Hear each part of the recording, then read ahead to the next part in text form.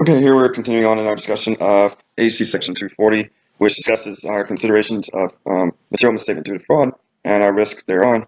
And in the last video, we discussed our communications with management and those charged with governance regarding our findings around fraud. And so now in this video, at AUC Section 240.42, we discuss the communications to regulatory and enforcement authorities.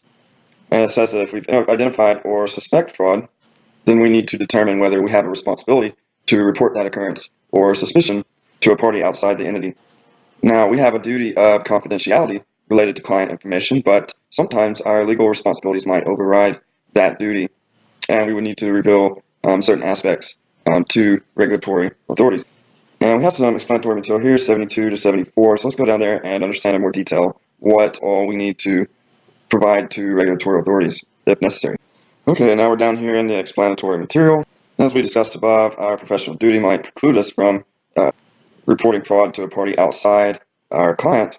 However, there might be certain circumstances where that duty of confidentiality may be overridden by certain laws or regulations. And in particular, that applies to entities who receive government financial assistance, for instance, single audits. And if there's a fraud at an entity where we're performing a single audit, then we would need to report that fraud to their regulator. In some circumstances, there's a statutory duty for us to report an occurrence of fraud to supervisory authorities. And also, we're required to report misstatements to authorities when management and those charged with governance fail to take corrective action in certain circumstances. So when and when not to report information to regulatory authorities can be somewhat complex. So the AICPA here recommends that we obtain legal advice to determine the appropriate action when we do encounter fraud occurring in our client.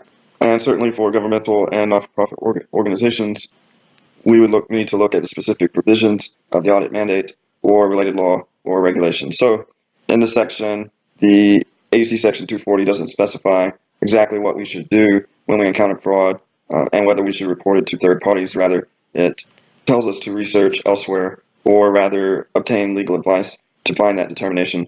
However, they do specify that when we do encounter fraud in our audit, we need to consider who all needs to know about it, and are we required to breach our duty of confidentiality.